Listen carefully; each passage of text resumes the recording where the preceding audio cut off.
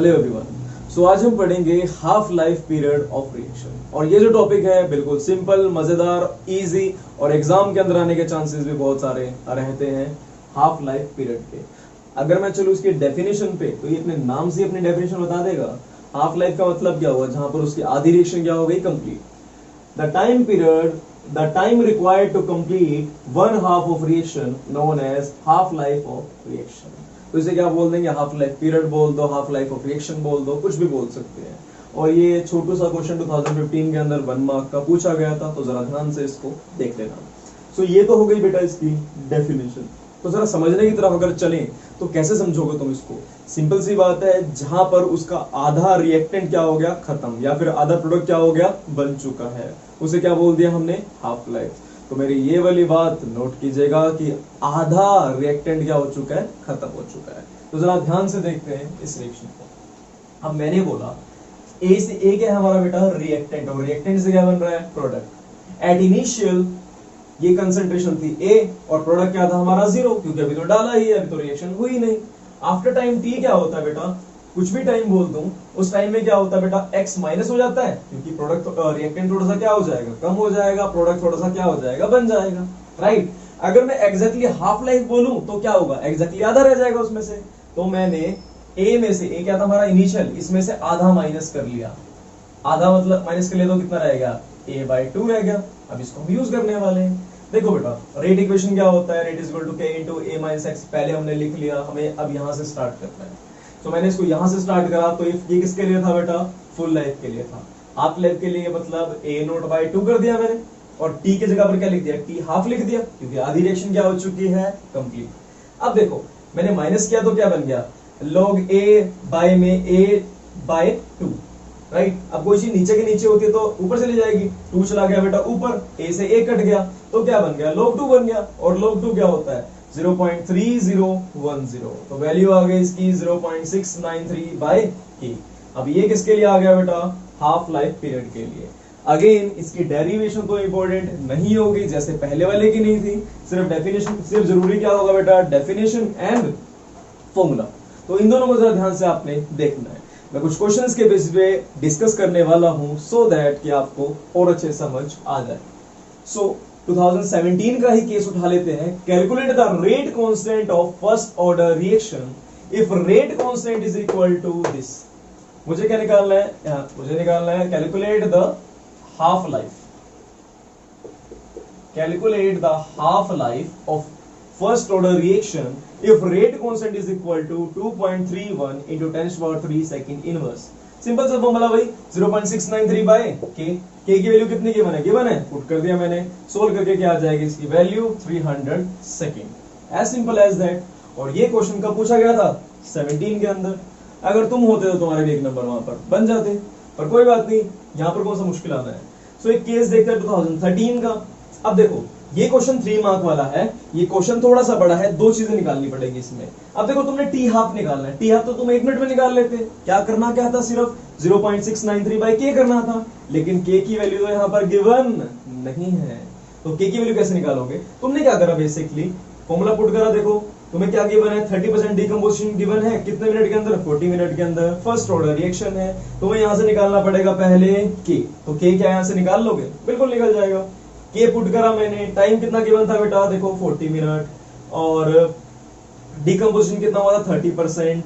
Rate of reaction, calculate T half for the reaction. T half निकालने के लिए अपने को क्या चाहिए, रेट कांस्टेंट चाहिए, तो निकल जाएगा 2.303। टाइम कितना है बेटा, 40 मिनट, तो 40 पुट कर लूंगा, राइट। 40 पुट कर लिया मैंने। और यहां बोला गया 30%। देखो जहां पर परसेंट हर 100 के अंदर आ जाए तो वहां कैसे करोगे, तो टोटल क्या होगा 100। इसमें से क्या हुआ, 30% डिकम्पोज हो गया, तो तुम क्या कर दो, 30 में से माइनस कर दो, इसको 30 माइनस कर दो इसमें से 100, पाई में 100 माइनस 30। आपको ये बात तो समझ आ गई होगी ना कि परसेंट था तो ऊपर, इसलिए हमने टोटल 100 लिया, और 30 डिकम्पोज हो गया तो 30 यहां पर नीचे हमने माइनस कर दिया।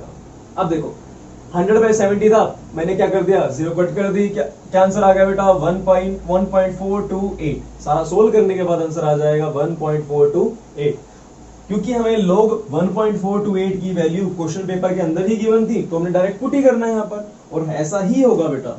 लो की वैल्यू ऑलवेज आपको गिवन रहती है, वो आपसे लो कैलकुलेट नहीं करवाते हैं, लेकिन हम अपने लिए लो को एक बार समझ लेंगे क्योंकि स्कूल वाले थोड़े से जिद्दी होते हैं, इसलिए हम पहले से इसे करके चलेंगे।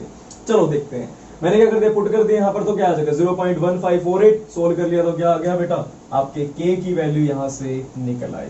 और एक बार तुम्हारा k निकल आया तो उसके बाद तो तुम किसी की भी नहीं सुनते, आप ले क्या करोगे 0.693 बाय k, बन गई बात, राइट। तुम यहां से सोल्व करके वैल्यू निकाल लोगे 77.76 मिनट, तो तुमने निकाल लिया यहाँ पर t हाफ। तो आपको ये वाली बात समझ आ गई होगी, राइट। अब हम चलेंगे, देखो अब हम चलने वाले हैं एक कंसेप्चुअल क्वेश्चन की तरफ, जो कि मैंने आपको पिछले 10 ईयर के केस में से कोई क्वेश्चन था उसमें पूछा गया था। उसमें पूछा गया था कि why the rate of reaction is not constant. तो इस बात का आंसर मैं दे देता हूं जरा। बेटा एक बार ये फॉर्मूला देखो, आपने बहुत बार यूज किया होगा इसको, फॉर्मूला देख पा रहे हो यहाँ पर, रेट इज इक्वल टू के ए नॉट माइनस एक्स। तो मैं इसे यहां लिखना चाहूंगा, रेट इज इक्वल टू क्या है, देखो बाकी सबको बंद कर देते हैं यहाँ पर, ए माइनस एक्स होता है, ऐसा ही होता है। अब आपको पता है x तो क्या होगा, टाइम के साथ साथ बढ़ने वाला है, यानी कि हमारा जो रिएक्टेंट है वो क्या हो जाएगा, कम हो जाएगा। अब रेट ऑफ रिएक्शन डिपेंड किस पे करता है, रिएक्टेंट पे, और रिएक्टेंट क्या हो रहा है, टाइम के साथ साथ डिक्रीज डिक्रीज डिक्रीज डिक्रीज। जब 10% था, मान लो ये कितना था 10% रिएक्शन हो चुका है, तो कितना हो गया 90, 20% हो चुके हैं तो 80, यानी कि जैसे ये तो क्या हो रहा है, टाइम के साथ साथ हमारे a1x की वैल्यू घट रही है, तो रिएक्टेंट टाइम के साथ साथ क्या होता है, घट जाता है। और रेट ऑफ रिएक्शन किस पे डिपेंड करता है, रिएक्टेंट पे। तो जैसे जैसे रिएक्टेंट कम होता चल जाएगा, यानी कि रिएक्शन आगे बढ़ती चल जाएगी, रेट क्या होता जाएगा बेटा, कम होता चल जाएगा। तो सिंपल सा ये फॉर्मूला यूज करो, इन सबको मैं रब कर देता हूं यहां से। तो मैंने बोला सिंपल कि रेट ऑफ रिएक्शन किस पे डिपेंड करता है, बताओ, रेट ऑफ रिएक्शन डिपेंड करता है रिएक्टेंट पे, एंड रिएक्टेंट की कंसंट्रेशन रेगुलरली क्या हो रही है, डिक्रीज। इस वजह से कभी भी रेट ऑफ रिएक्शन कांस्टेंट नहीं हो सकता। सो होप आपको ये वाले क्वेश्चन का आंसर मिल गया होगा, और ये क्वेश्चन बोर्ड में पूछा था। इन एनी केस नहीं समझ आया तो दोबारा रिवाइंड कर लेना भाई, समझ आ जाएगा। चलो मैं एक बार दोबारा बता देता हूं, सिंपल सी बात है, रेट ऑफ रिएक्शन किस पे डिपेंड करता है, कंसंट्रेशन पे, और रिएक्टेंट तो क्या होता है, टाइम के साथ साथ घटता जाता है। अब घट रहा है तो रेट ऑफ रिएक्शन भी क्या हो जाएगा, चेंज हो जाएगा, यानी कि वो भी घटता जाएगा। तो चलते हैं इसके बाद, तो अब हम चलते हैं कुछ इंपॉर्टेंट क्वेश्चन की तरफ जो बोर्ड रेगुलरली पूछ रहा है।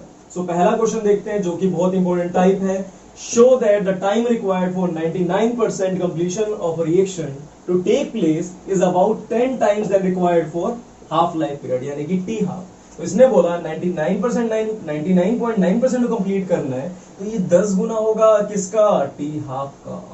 तो मैंने इसको ऐसे लिख लिया। अब देखो, अगर मुझे प्रूव करना है इसको तो कैसे कर सकता हूं, हमने क्या करा, t 99.9 को डिवाइड कर दिया t half से।